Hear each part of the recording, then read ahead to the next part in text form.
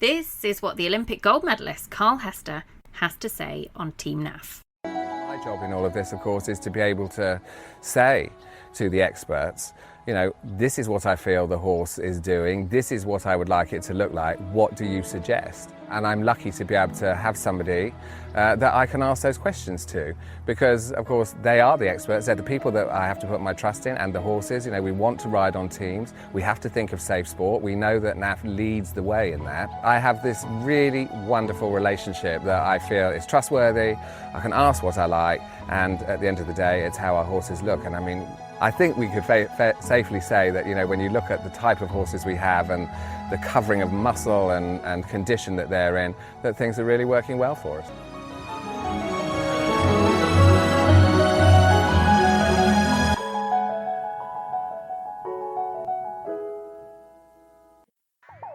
Oh God, it's so exciting. Happy Hail Bob Day. It is a happy Hail Bob day. Hello, the Curse of Dam. It's the best finishing score we've seen at 5-star level. That was our elo coming into the competition.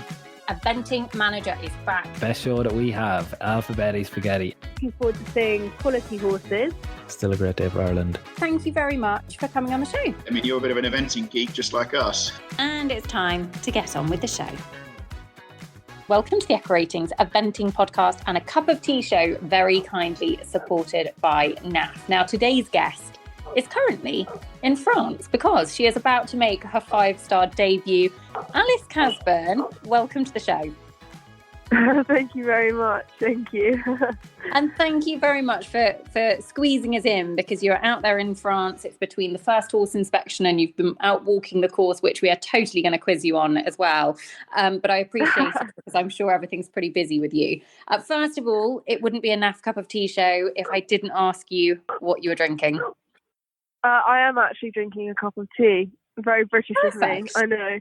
There we go. You and me both, Alice. French. Cheers. Cool. Okie dokie. Well, first of all, let's find out a little bit more about you, because you are just 19 years old. You're about to do your first 5-star. So what is your background? Has it always been about horses for you? And is this something that you're pursuing full time, or what is the plan in that respect as well? When I was younger, I sort of tried a bit of everything, but I grew up like through the North Norfolk Pony Club, and then I sort of did Eastern Region teams, but I did it mainly as a hobby. And then as the fences got bigger and the adrenaline started to get a little bit better, I completely fell in love with it, and I got some horses as well that I felt I had a real connection with, and I think that's sort of really where it came from, when I sort of put more time into it and really started to love the horses.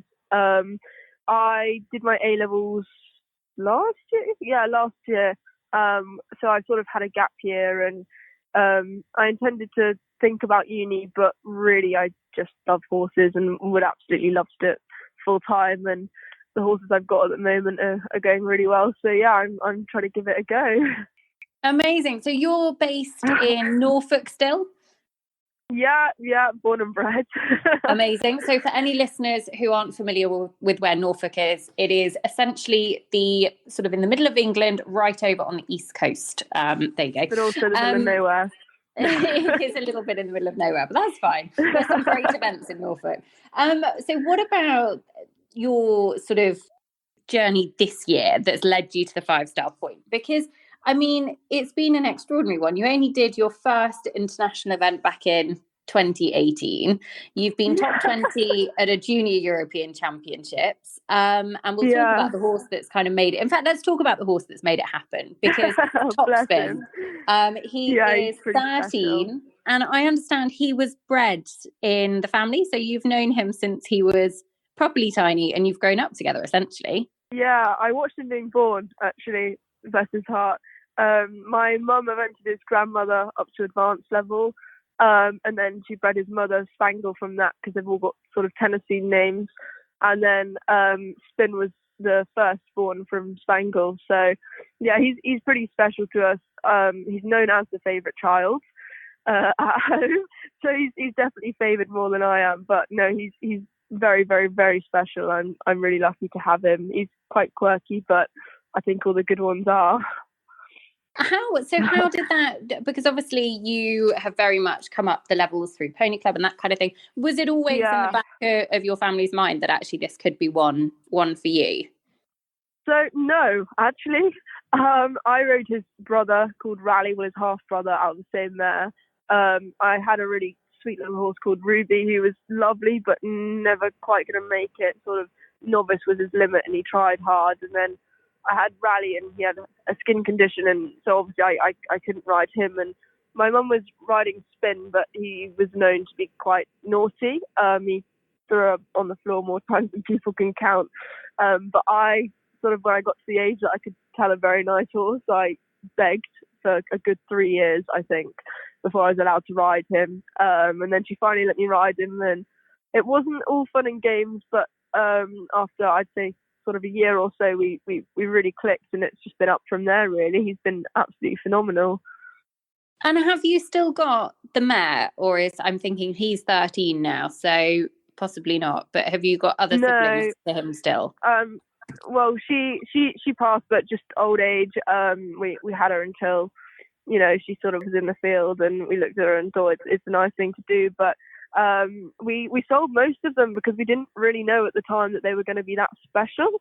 And obviously sort of eventing's a really expensive sport, so we bought the lorry, and no, most of them have been sold on to other homes, which is quite upsetting, because if we'd have known at the time that, the mare was going to breed some really special horses, I think we would have carried on. But Rally's at home at the moment. I think I'm going to show jump him. But no, we've mainly sort of bought them in, and he's the only one left, I think, really, that we've got, which is quite sad when you think about it. But it's nice to still have him. He is very, very special as well. We'll talk a bit about his form this year, but what is he like? You say he can be a little bit tricky. What's he like as a person? He's a really strange character. He comes across quite, he loves himself. He really does. I'm very lucky that the more people there are, he's sort of like, oh, look at me, which is a really, really nice feeling to have, sort of going into a big arena and thinking, I hope there's a really big atmosphere. But he's quietly a little bit insecure. Some see it as naughtiness, but sometimes you've got to give him a pat, but at the same time he does need that reassurance to say, go on, it's all right. But he definitely knows he's top dog. He's fed first every morning, and if he doesn't, you get a very angry look, and if you walk past him without a carrot, he thinks it's the end of the world. So no, he's quite quirky, but he really is lovely, and he absolutely loves his jumping. He's one of those horses that he just sees a jump and completely lights up, and he loves the adrenaline. I think half the problem that I have is it excites him so much that he then gets a little bit cheeky. I do spend a lot of time being thrown off in the warm-up, but when it comes down to it in the ring, he normally knows his job, and he's ready to crack on with it. The quirky ones are always the best, but being on the floor in the warm-up is not ideal. Alex, please try not to do that this weekend. I will try my best. So what about this year? Because it has been an absolutely incredible one for him. Obviously, as I say, he went to the Junior European Championships in Marsburg, and I know Spike the vet, who's on this show, talks very, very highly of him as well. And he was top 20 there. He then did his first 4-star short at the back end of last year. I mean, so it's been a pretty meteoric rise, but he's had a couple of great results at 4-star long. He was top 20 at Bicton in that really tough under 25 section, just had 20 penalties cross country. And then he was incredible up at Blair Castle to finish second on what was only his second run at the 4-star long level, but your second run at the 4-star long level as well. So how has that been, sort of stepping up the grades, and what's it felt like? In some ways, I'm incredibly lucky to be able to sort of canter down to a pretty meaty fence and know that you've got a horse that's insanely, the amount of scope that he has is something that my mum said I'll be very, very lucky if I ever get to feel again. So it's lovely in the aspect of I can come to any jump and just know that I've got that behind me, and at the same time, because we've had this partnership and we've both started out together and all of that, I know that he will absolutely try his heart out for me, and he really does love it, and his heart's in the game. When I first sort of started him, he's nearly full thoroughbred, but I think because he's he's show jumped most of his life. He's grade A now. He's sort of used to sitting up and waiting. So when I first came out the start box and said, right, go and take me, he's a little bit like, whoa, what's going on? But I think it was the start of last year that I came out and he started to take a proper pull, and I think that's when I knew, no, this horse absolutely loves his job, and to do it all together. And we do have an amazing partnership. He's one of those horses that he comes away and he gets a bit nervous, and sometimes I have to sit with him for him to eat his dinner, and we really do absolutely love each other. And I just hope that I can do him justice this week, because he's a very special horse. He's very special, and the 4 stars have been great. I said sort of back in last year, I'm gonna have a crack at one and see how it goes, and I think he went double clear, and then I came out at the start and thought, okay, that felt pretty good. I think I can do another one of them, and I did. And then obviously at Blair, I knew that I picked the track because he's nearly full thoroughbred and he's a jumping machine, and I thought it's perfect. But to come away with some results like that, I feel very, very lucky, and he's certainly a horse that will always, whatever my career turns out to be, will have a very special place in my heart. He had a great final prep run as well at Little Downham. He finished second there, just was 1 second over the time cross country. His jumping record in the show jumping is, as you would expect, listeners, that day show jumper. He's very good in that phase. So let's talk Poe then. How has your build up been to Poe? Obviously, your competition prep has all gone really well. What's the feeling been like in the Casburn camp building up to your first 5-star? I've had to work really hard, actually. I'm one that struggles. I don't project it at all. I come across pretty relaxed, but I'm one that struggles really, really badly with nerves, and it really gets to me. By the time I'm on the horse, I'm normally okay, but I have, I'm sick at sort of Europeans and stuff like that, just from nerves. Sort of cross-country morning does really get to me, but like I said, the last sort of year or so, I've worked really, really hard on keeping level and not letting any of it affect me or anyone's opinion. And so I've had a really good week, and he's been working really well here. He seems to settle down really, really well. And I've just, what I can see of the cross country, anything can happen, but so far it looks good, and I feel incredibly privileged to hear. I know I'm quite young, but everyone's got to start somewhere, and I'm incredibly excited to see what the week has in store, really. Absolutely. You've got to take your opportunity when it comes, and absolutely all roads have led to this point, and go for it, enjoy it. What is the feeling like, in so much as you've been out there, the first horse inspection is done? We're talking about 11 a.m. French time on the first day of dressage. So it's before your dressage. What's the feeling like in terms of the course? What have you seen? What can you tell us behind the scenes? It's I'd say the sort of the camp in itself is pretty relaxed. Everyone seems quite sort of happy. The course looks great. It looks really, really good. The ground's pretty spot on. The team here have done an amazing job. Everyone's been really, really accommodating and really friendly. Trot up this morning did make it feel a little bit more real.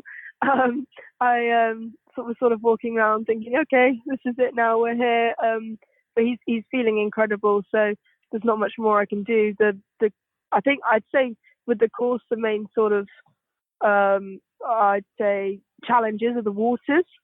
It's a little bit difficult for walking time because the race course is open during the mornings, so we can only walk from 1 p.m. onwards. But so I've walked the first 10 and the last 15 really, but that looks really good. It's quite twisty, quite turny. The time's 11 minutes 50, which I think, I don't know what I'll be doing yet, but it seems quite doable. But no, I'm really excited to be let loose on it and have a go. That's really interesting. So 11 minutes and 50, the 5-star cross-country times are sort of 11 minutes to 12 minutes. And in Maryland, just 2 weeks ago, I think the time was about 11 minutes. So it's definitely a longer track. What's he like? Obviously, he's a big horse, and Poe can be quite a twisty, turny track. What's he like in that kind of manoeuvrability? Do you have to take a lot of time to set him up? Well, we've had a couple of sort of bit changes in the last couple of months because he used to be quite backwards, so my turning was fine, and then recently he's decided that this is really fun. So I've realised that actually I do need a bit more break.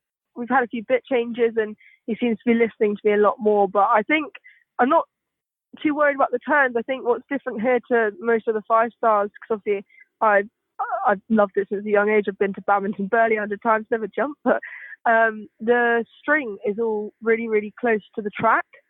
So in comparison to badminton and Burley, the strings are a lot further back. So when there are people here, I think you've got a lot more room, where it's quite tunnel-like. So I think I've got to take that into account, and he might sit back on me a little bit more than I would have liked there.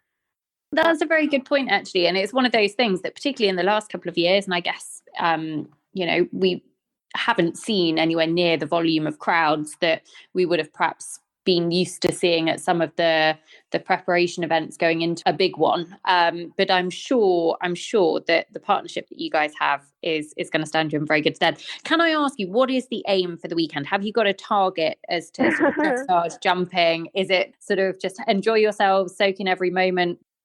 Well, it's one thing I remember, actually. It was probably about 2 years ago now. I was speaking to Caroline Powell before my first Europeans, and she said, just enjoy the moment. You never know when your next one might come. So for me, I'm just going to enjoy being here. Obviously, I would love a clear cross country. I've walked the course and I know it's sort of within his capability.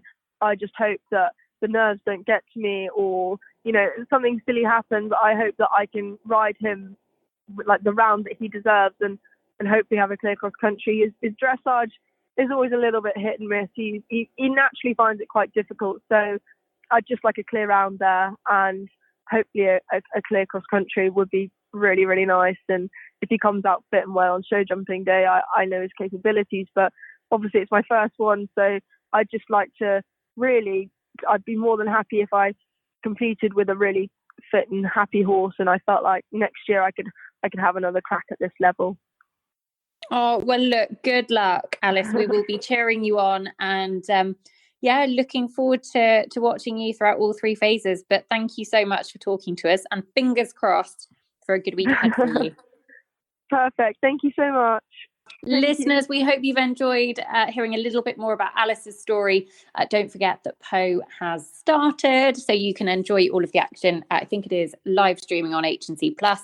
But wish Alice the very, very best of luck from us all here at the Eventing Podcast. And we'll be back very soon with lots more to keep you entertained in the final 5-star of the year. Thank you for listening to the Echo Ratings Eventing Podcast. Have a wonderful day, everybody. And I look forward to having you back with us soon. Don't forget to follow us on Facebook and Instagram for more. Listeners, we'll speak to you again soon. Listeners, have we got a treat in store for you, because the Eventing Podcast has launched some super comfortable and stylish merchandise for you to purchase. And there is something for you to wear all year round.